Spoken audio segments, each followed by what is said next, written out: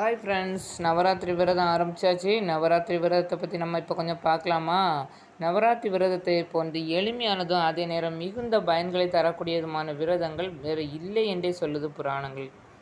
அதே மாதிரி சக்தியை நோக்கி நம்ம அனுஷ்டிக்கும் விரதங்களில் மிகவும் முக்கியமானது நவராத்திரி விரதமாகும் ஃப்ரெண்ட்ஸ். இதில் நம்ம இதை பண்ணுறனால நம்மளுக்கு தனம், தானியம், நிலையான இன்பம், நீண்ட ஆயுள், ஆரோக்கியம், சொர்க்கம், மோட்சம் என ஒரு மனிதனுக்கு வேண்டிய அனைத்தையும் தரக்கூடிய விரதம் இந்த நவராத்திரி விரதமாகும். 9 நாட்கள் அம்பாளை நினைத்து கொண்டாடக்கூடிய பண்டிகை இந்த நவராத்திரி. அம்பாளை நினைத்து வழிபடும் பண்டிகை என்பதால் இந்த பண்டிகை முழுக்க முழுக்க பெண்களுக்கே உரிய பண்டிகையாகும். சிவனுக்கு ஒரு ராத்திரி சிவராத்திரி, அதே போன்று நவராத்திரி அம்பாளுக்கு உரியதாகும். நவராத்திரி முதல் 4 நாட்கள் மலைமகளின் அம்சமான துர்க்கை அம்மனுக்கு உகந்தது.